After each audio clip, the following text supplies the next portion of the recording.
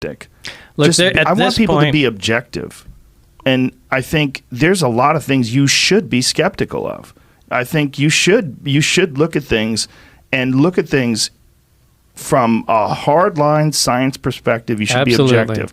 But the idea of skeptics, the problem with that is you're always looking for things to be bullshit. Yeah. And I think that's dangerous because I think some things aren't bullshit. It's confirmation bias on the other end. You're just deciding to take a square thing and put it in a round hole no matter what. And I find a lot of them to be lazy.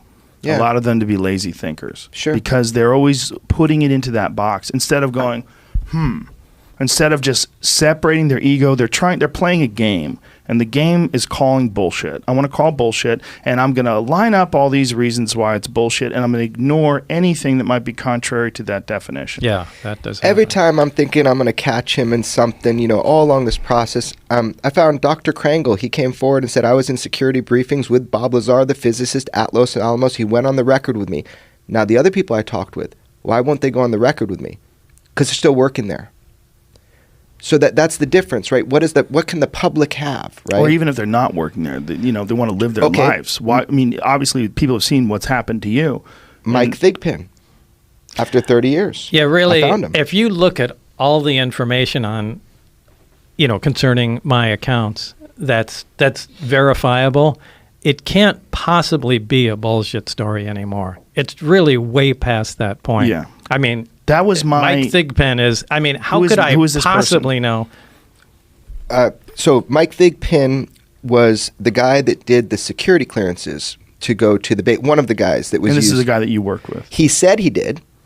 Right. And George Knapp, George didn't believe him. George put him through 4 polygraph tests, right? He tried to see, man, this is a big risk. It sounds interesting, but let's see if he's telling the truth.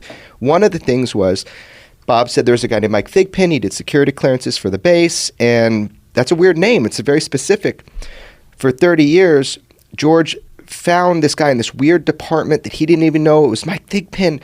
The guy wouldn't talk to me, ghosted him, totally ghosted him for 30 years. Used Facebook and Google Image Match through his children. I was able to find him after 30 years, and I talked to him 3 times on the phone.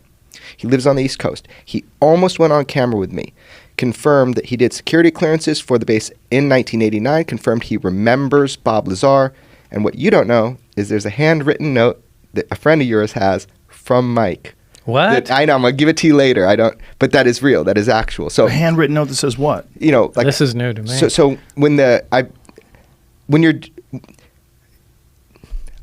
do security clearances, they go through all your friends and family. And they go to your friends' family, yeah. Yeah. So this is to Bob, and I had people come to me for a friend of mine that's serving, and they're doing a security clearance for him, and even though I'm like the UFO guy, they did, the FBI will come and visit my house and make sure that they talk about my friend, and they lift a little card.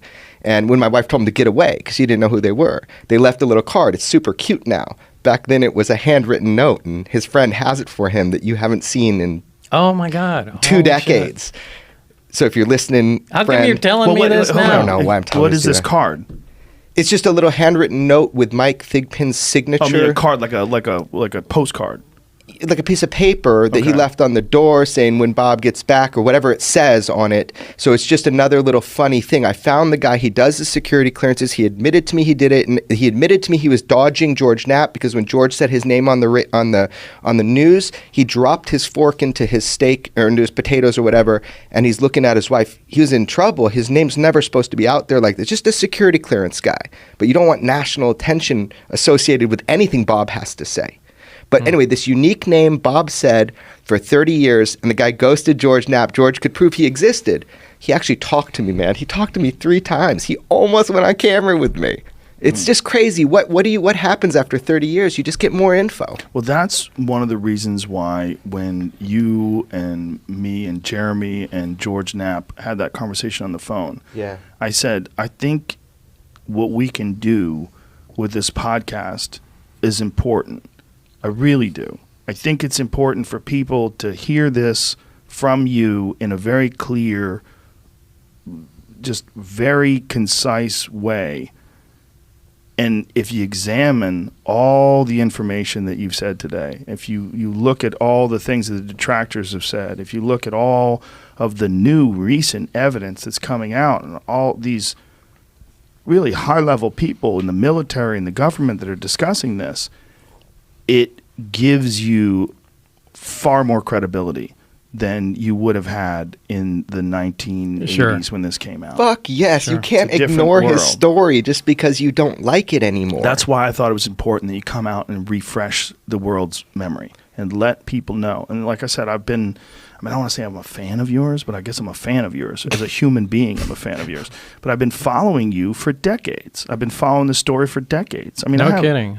I have VHS tapes Bob, like a lot of the world has? Yeah. It's crazy. Well, anybody that has any sort of a vested interest or just a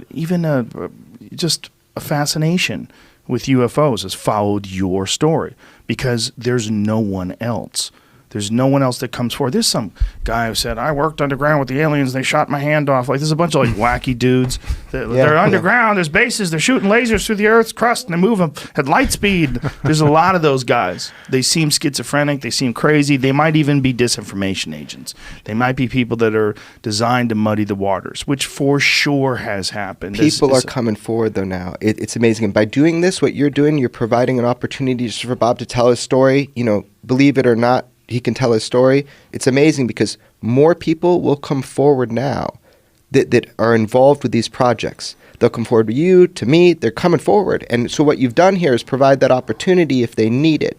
And it's amazing. I just want to say, Bob. Just don't come forward to me. No, don't come forward to Bob. Why were you freaking nauseous at the beginning of this, so upset? Why'd you have a migraine? Because that started off so hard. My God, I was sitting here did this? Well, why are you asking him why? It's because obvious. Anxiety. The guy's gone through 30 fucking years of being persecuted. They've erased his birth certificate. I just want to hear him. What do you want to hear from him? I want to hear him say. I want them to hear him. Why do I have to say that? You don't. Joe just said it. We get it. I step out. Okay. Settle down.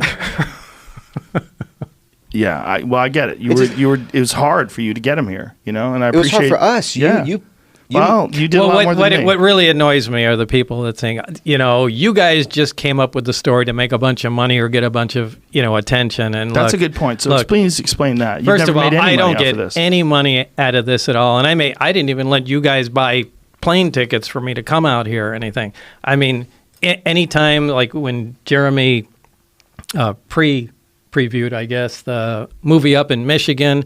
I mean, it brought in a couple $1,000s. I made sure that $2,000 went to science programs at the local high schools there. It's dirty money. He doesn't want to touch it. I don't take any money from this stuff. And as far as attention, I hate fucking attention. I don't like being on shows. I just want to kind of hide in the corner.